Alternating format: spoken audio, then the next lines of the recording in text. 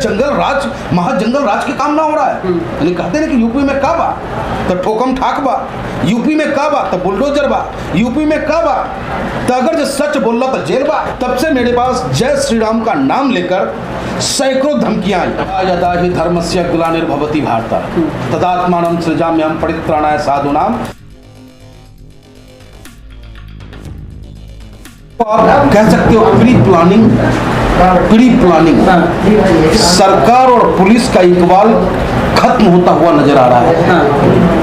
कहीं न कहीं जिस तरीके से हत्या को अंजाम दिया गया, लाइव वीडियो पूरी दुनिया देख रही है, पूरा हिंदुस्तान देख रहा है। कैमरा शूटिंग और शूट पूरी दुनिया देख रहा है। और जिस तरीके से गोदी मीडिया, मैं गोदी मीडिया बार बार इसलिए कहता हूं कि ठीक है कि अतीक अहमद अपराधी था। जब अतीक अहमद को साबरमती से लाया जा रहा था, मीडिया उसके पीछे, बाथरूम जा रहे हैं तो मीडिया उसके पीछे। भाई तुम क्या साबित करना चाहते तो? और फिर उसको मारने वाला मीडिया बन के ही पहुंचता है। तो भैया ये रिश्ता क्या कहलाता है? क्या कहलाता है? लेकिन सबसे बड़ा सवाल ये कि भैया जय श्री राम का नारा जब अंत में लगा, आता था कि भैया अल्लाह अकबर करके किसी को भी गोली मार दी जाती थी, अब जय श्री राम बोलकर मारी जा रही है। इसको कैसे देखते हैं आप? हिंदू हैं, राम के नाम पे गोलीबारी हो रही है, कैसे देखते हैं? सबसे पहले तो मैं कह रहा हूँ आतंक को आतंक से खत्म नहीं किया जा सकता। एक आतंक को खत्म करने के लिए दूसरे आतंक को उत्पन्न करना, नया पौध सृजन करना, ये कहीं भी संविधान प्रदत्त नहीं है।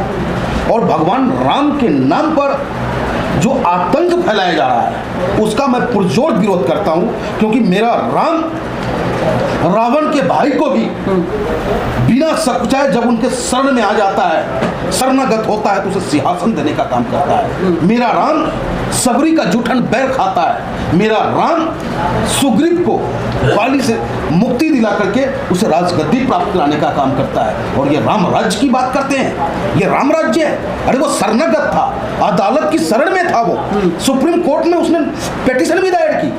उसने कहा था कि मेरी जान का डर है, मेरी हत्या ये सरकार करा सकती है। सुप्रीम कोर्ट ने कहा कि आप अदालत के संरक्षण में हो, अभिरक्षा में हो, ये जिम्मेदारी उत्तर प्रदेश सरकार की है कि आपको कुछ भी ना हो। ये जिम्मेदारी उत्तर प्रदेश सरकार, योगी सरकार की है। लेकिन कहीं ना कहीं योगी सरकार फेल रही है। मैं माननीय सुप्रीम कोर्ट से मांग करता हूं कि वो उच्च स्तरीय जांच करवाएं और जांच में कोई भी अधिकारी उत्तर प्रदेश का ना हो। कई बार धारा 356 का प्रयोग करके सरकार को भंग किया गया है। और जो वर्तमान स्थिति है पुलिस पे वो किस पुलिस पे कि आपकी सुरक्षा होगी, आम इंसान की सुरक्षा होगी? बिल्कुल आज के डेट में कोई भरोसा नहीं है। मैं आपको बताऊं, कल भी मेरे पास एक फोन आता है। मैं अपनी सुरक्षा की मांग के लिए जब से मैं चुनाव लड़ा इस पार्टी से, ऑल इंडिया मजलिस इत्तेहादुल मुस्लिमीन से, तब से मेरे पास जय श्री राम का नाम लेकर सैकड़ों धमकियां आई। हमने मुकदमा दर्ज कराया, हम पे जानलेवा हमला भी हुआ, सुरक्षा की हमने मांग की, लेकिन अब तक हमें सुरक्षा प्राप्त नहीं हुआ। और जो ये घटना घटी है कल रात को, इस घटना को देखने के बाद मैंने अपने सोशल मीडिया के माध्यम से कहा था कि अब मुझे पुलिस नहीं चाहिए, क्योंकि ये पुलिस कब कहाँ किसे ठुकवा दे इसकी कोई गारंटी नहीं, क्योंकि ये योगी बाबा की पुलिस है। मजबूत पुलिस है ना योगी बाबा की। वाह, इतनी मजबूत पुलिस है कि 17 पुलिस नहीं। आप सोचो ना, आप एक एक्स MP, एक्स MLA, अचानक रात को 10 बजे क्या जरूरत पड़ी आपको मेडिकल कराने की? और एक्स MLA है, एक्स MP है, एक ही हथकड़ी में दोनों को बांध रखा है आपने। और जो सुरक्षा कर्मी वहां हैं उनके कमर में रिवॉल्वर नहीं है। क्या मजाक बना दिया आपने? तो भाई शक की सुई जाती है। लेकिन योगी जी ने बोला मिट्टी में मिला दूंगा, अपनी बात पे अटल है वो। देखिए, मिट्टी में मिला दूंगा, हाँ। क्या संविधान नहीं रहा? क्या अदालत की आवश्यकता नहीं रही? क्या जेल की जरूरत नहीं रही? क्या फैसला ऑन द स्पॉट होगा? सवाल बनता नहीं बनता? फिर ये योगी जी ने थोड़ी किया, ये तो गुंडों ने आगे कर दिया। योगी जी की पुलिस ने तुरंत उनको गिरफ्तार कर लिया वहीं। योगी जी का नाम और ऊपर होता। जिस तरीके से उस गुंडे ने गुंडे को खत्म किया, उसी वक्त पुलिस अपने फर्ज को निभाता और उसे भी वहां ठोकता, तो तब जाके पता चलता कि हाँ, ये पुलिस, योगी जी की पुलिस वाकई तीनों के तीनों अगर एनकाउंटर में मारा जाता वहाँ तो लगता कि पुलिस वाकई एनकाउंटर करती है। लेकिन अब एनकाउंटर पे भी सवाल उठता है कि 17 और 3, तो इसका मतलब है कि एनकाउंटर जो भी हो रहा है वो बांध कर पूरी रात योगी जी मीटिंग चली है, पूरी रात चलनी चाहिए।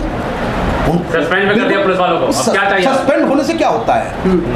क्या जो अपराध का एक नया पौध जन्म लिया है, एक बाहुबली खत्म हुआ और दूसरा बाहुबली पैदा ले लिया, तो ये उत्तर प्रदेश में अपराध मुक्त उत्तर प्रदेश बन रहा है या जंगल राज, महाजंगल राज के काम ना हो रहा है? यानी कहते हैं कि यूपी में का बा तो ठोकम ठाक बा, यूपी में का बा तो बुलडोजर बा, यूपी में का बा तो अगर जो सच बोल रहा था जेल बा, सच बोल रहा था योगी बाबा की पुलिस तरह के ठोक दी।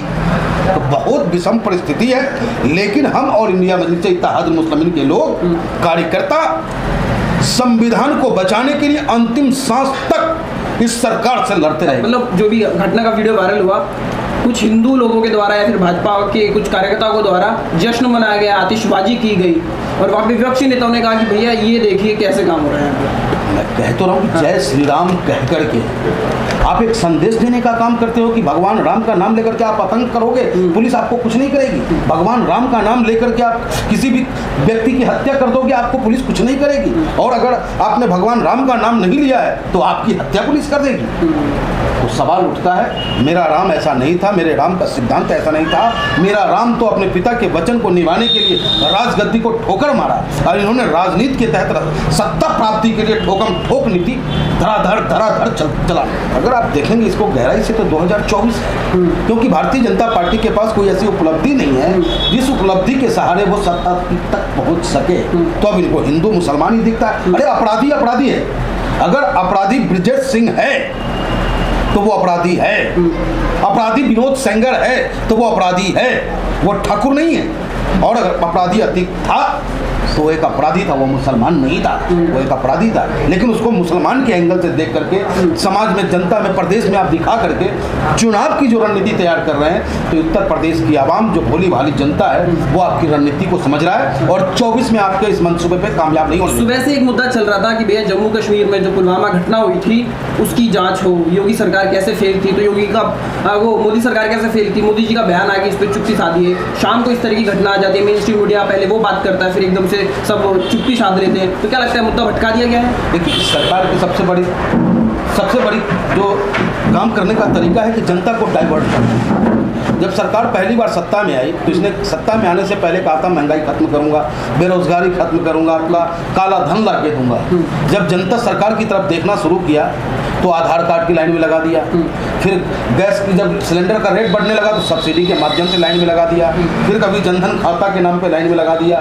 तो सरकार हमेशा मुद्दों से भटकाना जानती है, कलाकार है इस मामले में। लेकिन हमारे हिंदुस्तान की जनता भोली भाली तो है लेकिन ना समझ नहीं है। जवानों का मामला था, वहाँ राज्यपाल ने जब ये बोला कि हम उस घटना से बच सकते थे लेकिन सरकार की नाकामयाबी थी, लेकिन उस मुद्दे को ना चलने देने की वजह से ऐसा कुछ हुआ है। बिल्कुल ऐसा ही हुआ है, क्योंकि सत्यपाल मलिक जी किसान के बेटा हैं, सुलझे हुए इंसान है। उन्होंने बेबाकी से जब भी बयान दिया, चाहे सरकार किसी की रही हो, सच को उन्होंने आगे रखने का काम किया।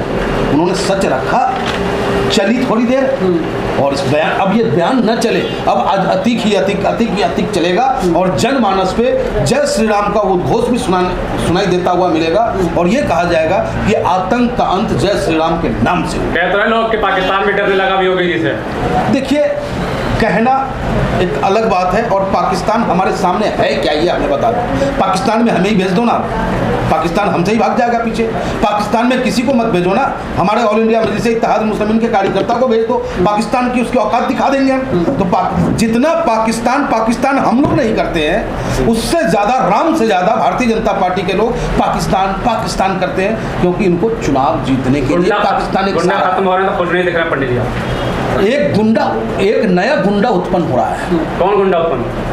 आतंक, धर्म के नाम पर आतंक फैलाने वाले गुंडा, जय श्री राम कहकर गोली ठोकने वाले गुंडा की उत्पत्ति हो रही है, जो कहीं ना कहीं देश के लिए घातक है, देश की एकता और अखंडता के लिए कहीं ना कहीं ये बहुत ही नुकसानदायक है। आप सोचो कि क्या जय श्री राम कहकर के आप गोली मार दोगे? कोई अल्लाह अकबर कह के गोली मार देगा, कोई वाहेगुरु कहकर के गोली मार देगा। अब तक अमृतपाल इनके कब्जे में नहीं आया जिसने खालिस्तान की मांग कर रहा है, और इनकी पुलिस वीर पुलिस कहलाती है।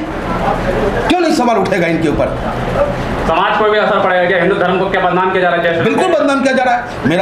मेरा धर्म बिल्कुल सहिष्णु है, मेरा धर्म अहिंसा का मार्ग दिखाता है, मेरा धर्म भाईचारा और एकता का प्रतीक है। मेरा धर्म कहता है कि, और मेरा ही धर्म नहीं, जितने भी धर्म है वो कहता है कि आप अपने धर्म को मानो और दूसरे के धर्म पे उंगली मत उठाओ।